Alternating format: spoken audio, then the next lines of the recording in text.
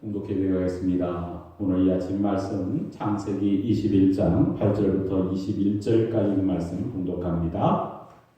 아이가 사람에 젖을 떼고 이삭이 젖을 떼는 날에 아브라함이 큰 잔치를 베풀었더라.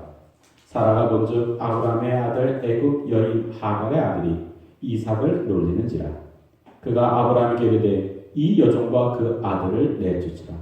이 종의 아들은 내 아들 이삭과 함께 기업을 얻지 못하리라 하므로 아브라함이 그의 아들로 말미암아 그 일에 매우 근심이 되었더니 하나님이 아브라함에게 이르시되 내 아이나 내 여종으로 말미암아 근심하지 말고 사라가 내게 이른 말을 다 들으라.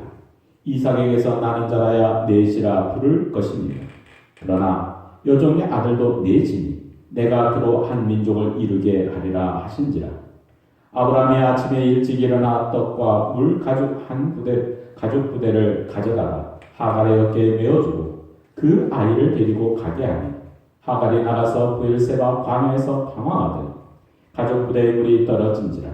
그 자식을 관목 덤불 아래에 두고 이르되 아이가 죽는 것을 참아 보지 못하겠다 하고 화살 한바탕 거리 떨어져 마주 앉아 바라보며 소리내어 오니 하나님이 그 어린 아이의 소리를 들으셨으므로 하나님의 사자가 하늘에서부터 하갈을 불러 이르시되 하갈아 무슨 일이냐 두려워하지 말라. 하나님이 저기 있는 아이의 소리를 들으셨나니 일어나 아이를 일으켜 네 손으로 붙들라.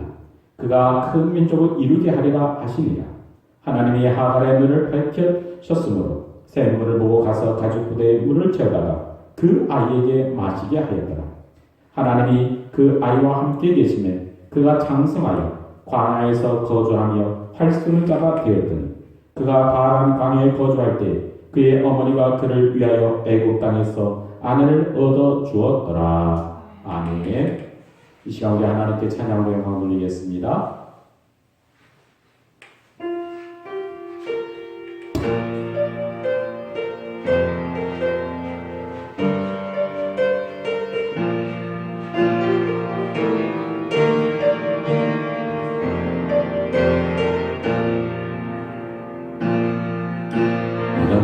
누려왔던 모든 것들이 내가 지나왔던 모든 시간이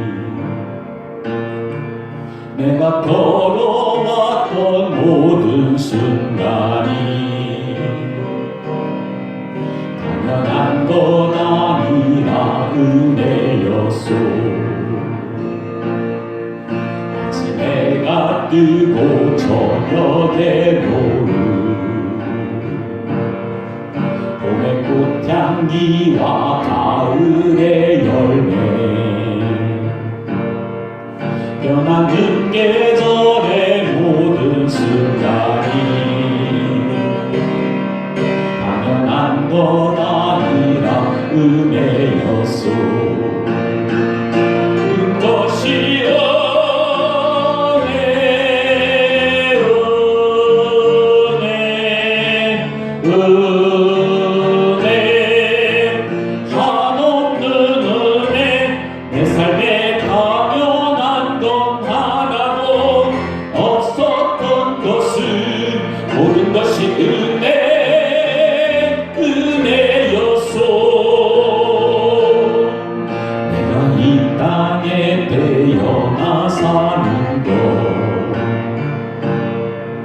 어린아이 시절과 지금까지 숨을 쉬며 살며 꿈을 꾸는 삶 당연한 것 아니라 은혜였소. 내가 하나님의 자녀로 살며 오늘 찬양하고 예배하는 삶 복음을 전할 수 있는 축복이 당연한 것 아니라 은혜였소. 모든 것이 은혜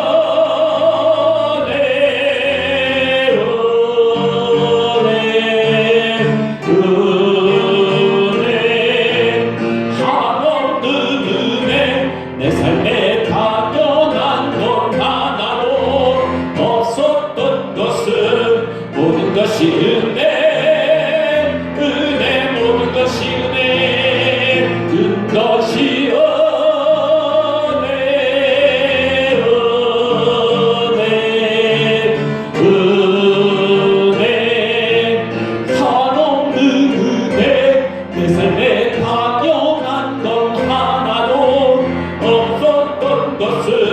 모든 것이 은혜, 은혜였소.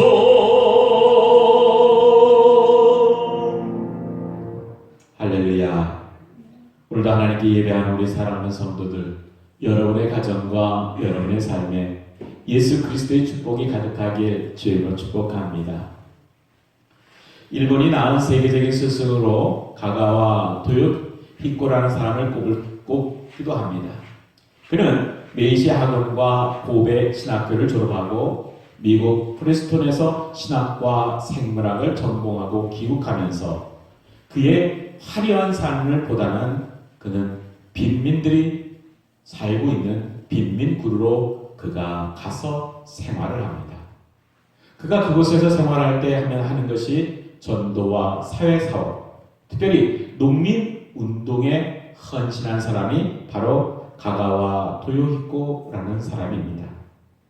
그가 젊었을 때 그는 폐결핵으로 사형 선고를 받고 죽는 날을 기다릴 때가 있었습니다. 주변에 여러 사람들, 친지들과 함께 그는 죽을 수밖에 없는 그런 삶에 있어서 교회에서 그는 고별 예배를 드리기도 하였습니다.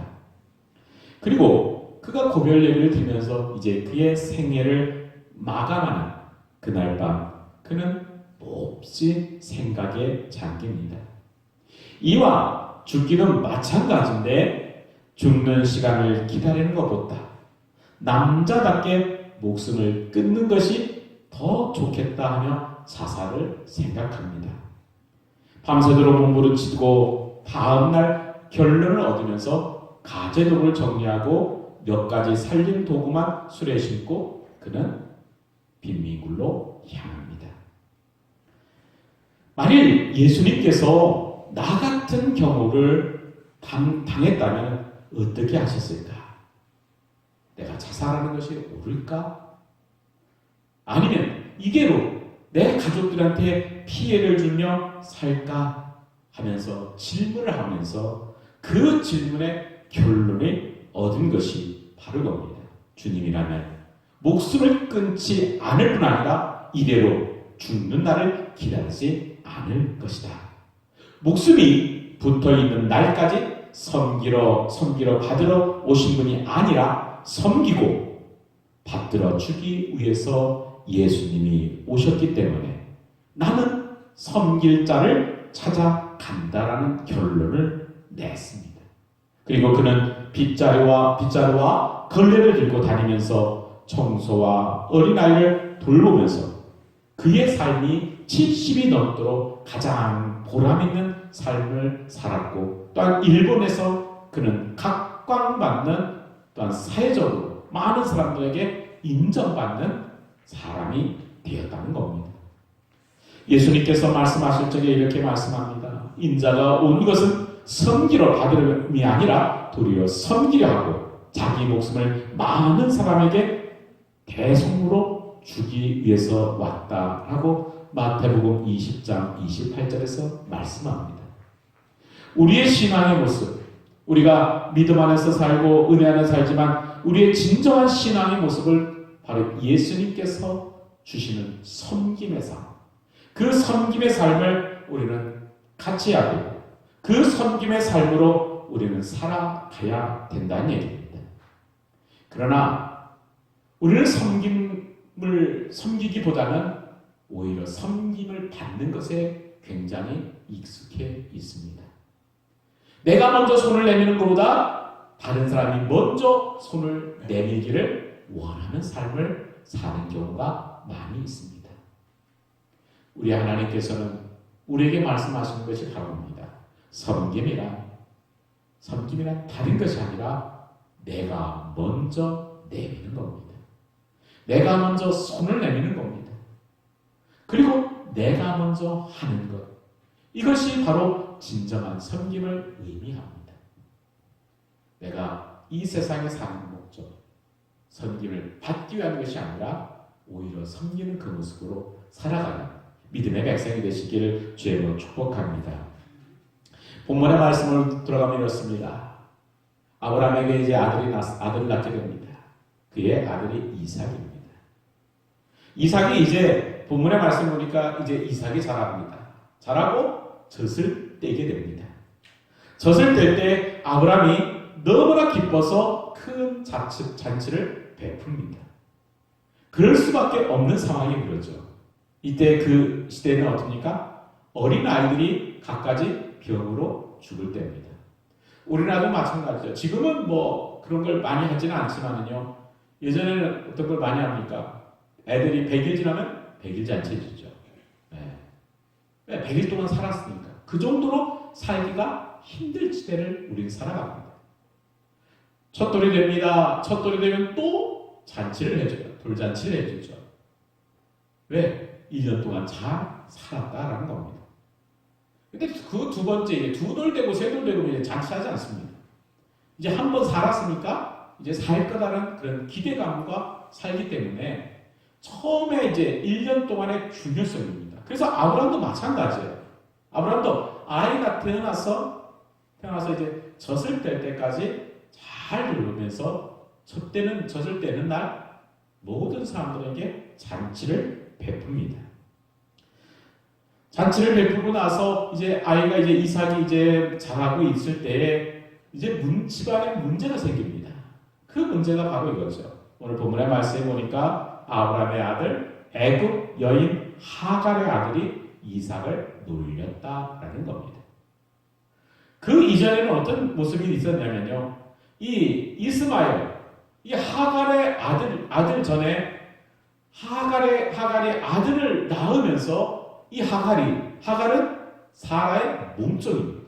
자기가 아들을 낳으니까 이제 기고만장해가지고 그의 여종, 주인이 사라를 무시합니다. 어떤 그 모습이 아들에게도 대응되고 있습니다. 자기의 주인인 사라를 무시했던 하갈, 그리고 그의 아들 이스마엘이 어린 아기인 이삭을 놀리며 무시합니다. 그것을 사라가 보면서 가슴이 아프면서 이 아브라함에게 이야기합니다. 이 여종과 하갈과 그 아들을 내쫓아 달라라고 이야기합니다. 그리고 당신의 기업은 내 아들 이삭이 이어받고 이 이스마엘은 당신의 기업을 이어받을 수가 없다라고 이야기합니다. 그렇기 때문에 자기 아들인 이스마엘을 내보내야 될 그 심정 가운데는 아브라함이 근심하고 걱정합니다. 그때 하나님께서 이야기합니다. 그 아이를 통해서 근심하지 말라. 그리고 내 사라에서 낸 아이, 그 씨가 진정 내 씨라라고 이야기합니다. 그러면서 그 여종의 아들 역시도 내가 책임져 주겠다 이겁니다. 그 얘기는 어떻습니까? 그를 통해서 큰 민족을 이루게 하겠다는 약속을 하게 됩니다. 그래서 아브라함이 이제 결단을 하는 거죠. 여종인 하갈을 부릅니다. 그의 아들 이스마엘을 부릅니다. 그리고 거기에 떡과 물 가죽 한 부대를 하갈의 어깨에 매주고 광야로 내보냅니다. 이제 가죽 부대에 물이 떨어집니다. 또한 그의 하갈의 아들이 이스마엘이 울고불습니다. 목이 마르고 이게 죽을 지경인데 한층 떨어져서 이 하갈이 원망하며 억울하면서 웁니다. 어떻게 하면 좋을까? 내 자식을 차마 내 눈에서 죽는 걸 볼 수가 없으니까 하갈이 멀리 떨어져 있습니다. 그때 하나님께서 이스마엘 하갈의 아들의 울음소리를 들으시면서 이야기합니다. 그러면서 하갈에게 이야기하는 거죠. 내가 저기 있는 아이의 소리를 들었다. 그러면서 일으키시면서 이렇게 합니다. 내 손을 붙들라 그가 큰 민족을 이루게 하리라. 할 때 하갈이 눈을 들어보니까 옆에 샘물이 있습니다. 그 샘물을 통해서 샘물을 갖다 이제 자기 아들에게 먹이고 그 아들과 함께 바란 광야에서 이제 살게 되면서 거기에서 한 민족을 이루게 합니다. 그것이 오늘 본문의 내용입니다. 그런데 저는 이 말씀을 보면서 우리가 믿음 안에서 신앙생활할 때 가장 중요한 게 뭘까라는 거 봅니다. 그것은 다른 게 아니라 믿음의 백성들이 해야 될 게 예수님이 하셨던 섬김의 모습. 즉, 내 자신을 낮춘 모습입니다. 분명히 사라가 하갈에게 난 아이를 이야기할 때 이렇게 얘기합니다. 처음에는 뭐라고 얘기할 때 이 아이가 나의 아이다라고 이야기를 합니다. 그러나 하갈은 그걸 인정하지 않습니다. 그는 교만해집니다. 그 주인인 사라를 무시해버립니다. 그런 경우가 나타나다 보니까 사라와 하갈이 이제 건너지 못할 강을 서로가 건너게 된다는 겁니다.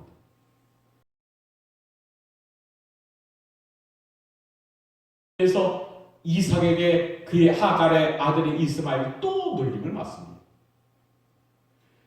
계속된 그런 놀림들. 인정하고 싶지만 인정하지 못하는 그 사람의 모습들입니다. 그 이유가 바로 저는 아껴주는 것, 섬김의 모습이 없어서라고 봅니다. 만약에 하갈은 사라의 몸종이에요. 근데 하갈이 해야 될 일은 다른 것이 아니라 그의 주인인 사라를 섬겨주는 일입니다. 그 섬김을 받은 사라는 그의 여종인 하갈을 인정해 주죠. 그러나 섬김이 없는 거예요. 인정할 수가 없는 짓을 그는 하고 맙니다. 그의 아들도 마찬가지입니다. 결과론적으로 어떻습니까? 그들은 광야에 내버림받는 그런 모습으로 전락해 버리고 있는 것이 본문의 내용입니다. 사랑하는 성도 여러분, 저와 여러분이 이런 모습을 보면서 우리가 어떤 모습, 어떤 상황 속에서 살아가는 것이 옳을까? 우리의 믿음의 모습이 우리 신앙의 모습 가운데 살지만 우리의 진정한 믿음의 삶, 신앙의 모습은 예수님께서 주신 그 모습을 우리는 간직해야 된다는 겁니다. 그게 바로 섬김입니다. 진정한 하나님의 말씀은 주님이 우리에게 원하시는 것은 예수 그리스도의 마음을 갖고 모든 사람을 긍휼한 마음으로 갖는 것. 이것이 우리에게 중요하다는 얘기입니다. 내 자신은 중요하지 않습니다. 왜 내 자신이 중요하지 않냐면 나는 하나님께 인정받는 사람이고 나는 하나님의 사람입니다. 사도 바울이 그 고백한 그 모습 마냥 내 자신은 없다는 겁니다. 내 자신이라는 게 어떤 것입니까? 나는 욕심이 많은 사람입니다. 내 자신은 죄 가운데 있는 사람입니다. 내 자신은 내 자존심을 앞세운 사람입니다. 내 자신이라는 것은 더 높은 곳을 향해서 가는 욕망의 몸을 가진 사람들입니다. 그런 내 자신을 사도 바울은 십자가에 못 박으라 얘기합니다. 십자가에 못 박고 나는 그것에 장사되고 내가 사는 것은 예수 그리스도로 산다는 겁니다. 그렇다면 우리의 몸속에 어떻습니까? 바울의 고백입니다. 나는 죽고 내 안엔 예수가 산다는 겁니다. 사랑하는 성도 여러분, 저와 여러분이 해야 될 일이 어떤 것입니까? 바로 예수님이 내 안에 사는 것, 이것이 무척 중요하다는 겁니다. 예수님이 내 안에 살지 못하고 항상 내 자신이 산다면 그거만큼 어리석은 행동을 하는 사람이 너무나 많이 있다는 겁니다. 예수님께서 우리에게 말씀하시는 것 어떻습니까? 지혜입니다. 지혜를 받아야 되는데 이 지혜가 뭐냐라고 할 때 다른 걸 얘기하지 않습니다. 지혜는 하나님을 경외하는 것이다 얘기합니다. 주님을 아는 것이 바로 지혜라고 이야기합니다. 하나님을 알고 하나님 앞에 가는 것, 이것이 우리 안에 굉장히 중요하다는 얘기입니다. 우리는 주님을 알려고 하지 않아요. 주님에 대해서 우리는 본받으려 하지 않습니다. 그저 다른 사람이 나를 더 많이 알아주기를 원합니다. 또한 다른 사람 중에 내가 인정받기를 원합니다. 그런 욕심 가운데 우리는 살고 있다는 얘기입니다. 사랑하는 성도 여러분, 저와 여러분이 갈 길은 어떻습니까? 우리는 예수 그리스도께서 인도하시고 주님께서 이끄심을 따라 예수님의 뒤를 쫓아가는 사람이 되어져요. 예수님만 따라가는 사람이 되어져야 돼요. 그런데 그렇지 않습니다. 항상 우리는 모든 사람이 나를 따르기 원합니다. 내가 하는 것이 옳다고 생각하고 내 말이 맞다고 생각합니다. 이것이 근본적으로 보면 어디입니까? 가정에서도 마찬가지입니다. 내가 옳으니 당신은 다 나를 따르라는 이야기를 합니다. 나를 따르지 아니하면 가족이고 뭐고 없습니다. 그게 지금의 우리의 사는 현실에 나타나고 있는 상황입니다. 그러나 우리는 바로 알아야 돼요.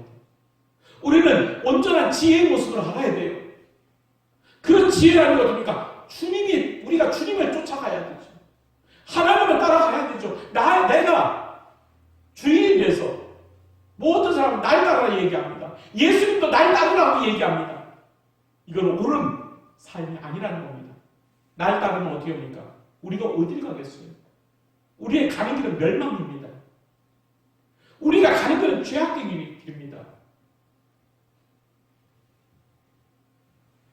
성경에 보면 사람을 비유할 때 양으로 비유합니다. 양은요, 시력도 안 좋아요. 양은 몸도 둔합니다.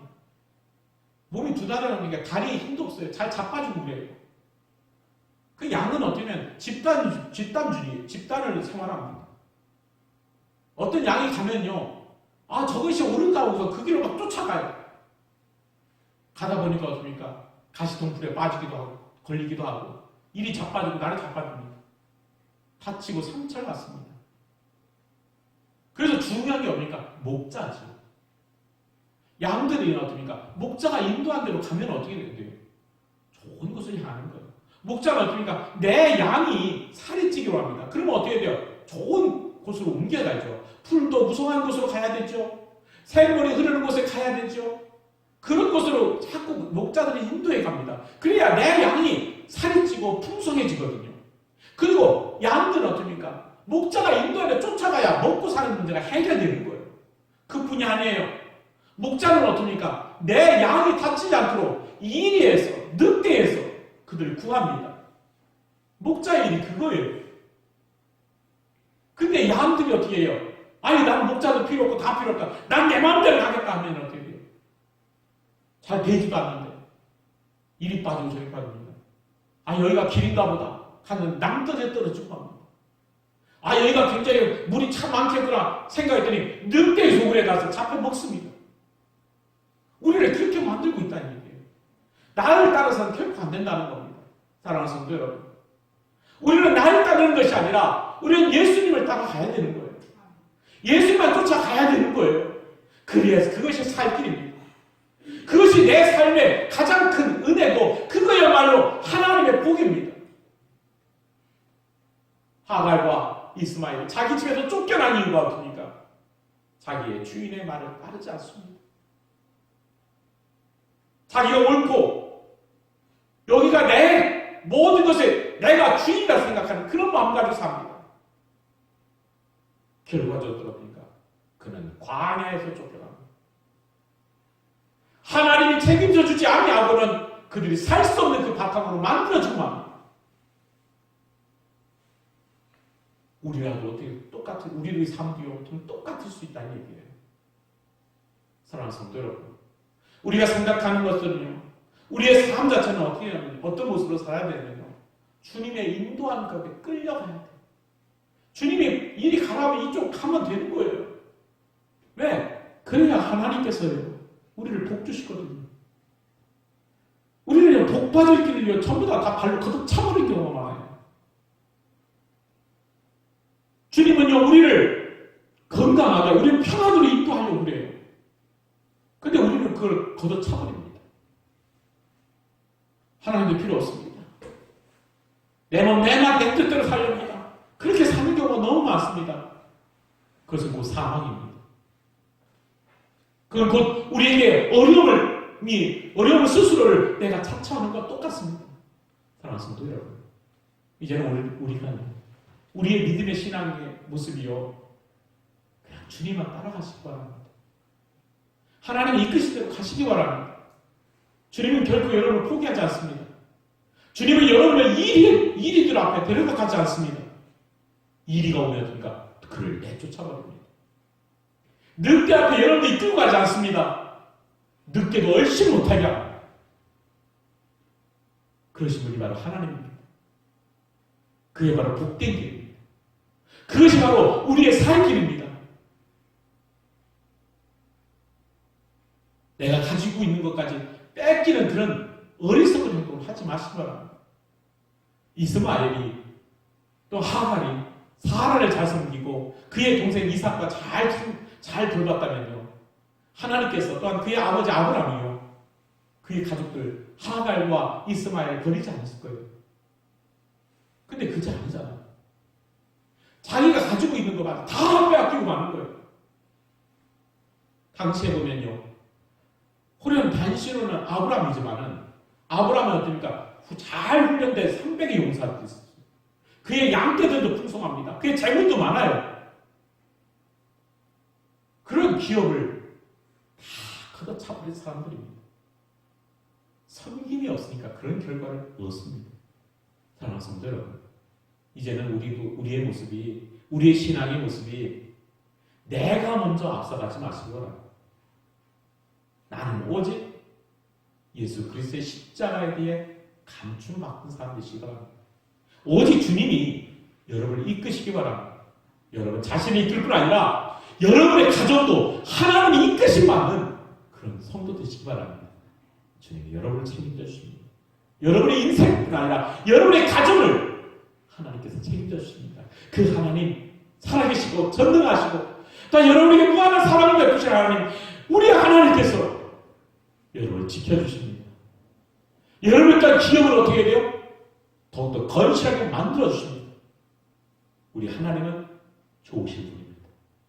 우리 하나님은 여러분을 사랑하시는 분입니다. 여러분이 어디서 무엇을 하든지 주님은 여러분과 함께 계시다.